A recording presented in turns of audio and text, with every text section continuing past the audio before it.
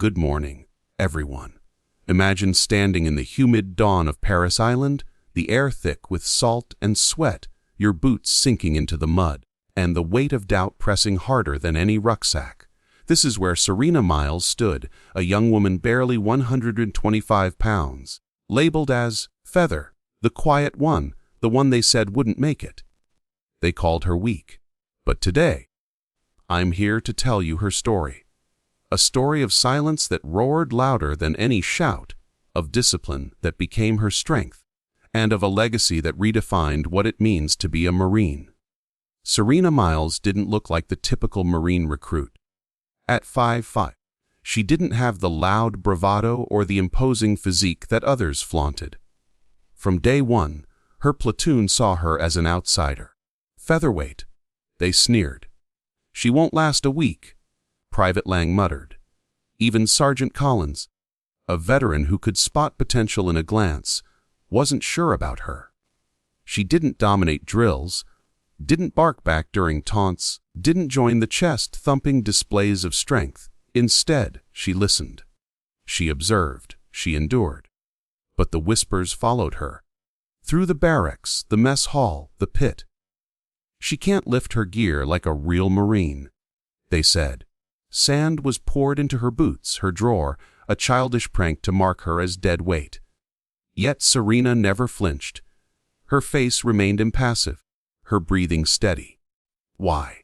Because she wasn't there to prove them wrong with words. She was there to honor a promise, a vow made at her brother Luke's funeral, a Marine killed in Fallujah when she was just 16. That day, as the flag was folded and the rifle salute echoed, Serena decided she would follow his path, not in death, but in purpose. Serena's strength wasn't born on Paris Island. It was forged years earlier in a quiet backyard in Akron, Ohio, under the watchful eye of her grandfather, Hiroshi Miles. A Marine veteran of Okinawa, he taught her not how to fight, but how to wait. Balance is not about standing still, he said. It's about knowing when to shift. By age 10, she could perform a kata blindfolded. By 12, she could disarm an attacker twice her size. By 16, she had defeated regional tournament champions, quietly, without trophies, because her grandfather taught her to walk away standing, not to chase glory. After Luke's death, Serena nearly gave up. Grief silenced her training, her voice, but her grandfather left her a note. Hay fought with courage. Now it's your turn to fight with purpose. That was when she picked up her gi again, carrying not just her own resolve, but her brother's legacy. She arrived at Paris Island not to impress, but to become what Luke could not finish becoming. A Marine through and through. Week 3 brought the close combat simulation, a chance for recruits to unleash aggression. Serena was paired with Private Evans, a brawler who saw her as an easy win. He charged, overconfident, expecting her to crumble. But Serena didn't swing wildly or block with force. She moved like water, shifting, redirecting, controlling. When Evans pinned her to the mat, the crowd cheered, thinking it was over. But Serena rolled back, stood smoothly, and reset her stance. No outburst, no complaint, just silence. The whispers grew louder after that. Feather went down in one hit. They laughed. But Serena wasn't listening to them. She was hearing her grandfather's voice. Control without action is only half the blade. That night, she wrote to her mother. I think Luke would be proud of how long I've waited. But tomorrow, I think he'd be prouder if I finally answered. The next day, fate gave her that chance. An unscheduled combat drill called for volunteers. 5 stepped forward, Jensen, Lang Evans, and 2 others, all eager to shine. Then Serena raised her hand. The laughter was instant, but Sergeant Gates saw something in her stillness. He paired her against all 5 in a controlled 5-on-1 match. As they circled her, Serena wasn't thinking about winning. She was thinking about timing. The whistle blew, and Jensen charged first, his ego leading the way. Serena pivoted, caught his arm, and swept his legs, sending him to the ground.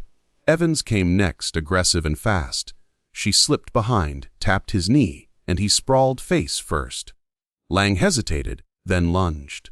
She ducked, blocked, and swept him down. When Keller and Monroe attacked together, she moved between them, redirecting their force until they collided in confusion. In 40 seconds, all 5 were down. The platoon stood silent, mouths open.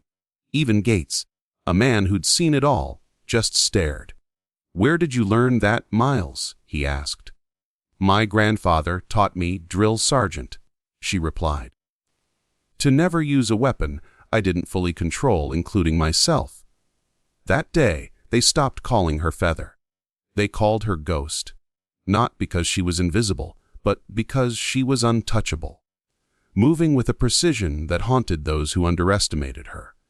The gauntlet, a 48-hour test of endurance in combat, was the final crucible. Serena moved through it like she always did, steady, measured, flawless. When her squad was ambushed in a simulated patrol, she volunteered for the hand-to-hand component against a trained Marine instructor. Blindfolded, disoriented by noise and smoke, she still outmaneuvered him, slipping free, countering, and striking with padded precision. Her squad watched in awe. When it was over, Gates handed her the Eagle Globe and anchor, saying, "Welcome to the Marine Corps, Ghost." For the first time, Serena smiled, just a little, but it was enough. At Camp Pendleton, Serena became Corporal Miles, a close combat instructor. Her first class of recruits didn't know her story, but they felt her presence. One by one, she sparred them, dropping a cocky football star in 6 seconds, teaching them that fighting well isn't about power, it's about choice. When she saw Elena Rivera, a quiet female recruit called Mouse, struggling under the weight of doubt, Serena didn't lecture. She said, "A mouse knows every hole in the wall. A lion only knows how to roar." Rivera listened, and in her own combat test, she held her ground, earning her place. Serena Miles was called weak, but she showed us that strength doesn't need to scream. It waits, it listens. It strikes when the moment is right. Her story isn't just about becoming a Marine, it's about carrying a legacy. Her brother's courage, her grandfather's wisdom, and passing it forward. She didn't need to be loud to be heard. She didn't need to be big to be strong. She just needed to be ready. And when she was, she became a ghost. A Marine who didn't just fight battles, but reshaped how we see them.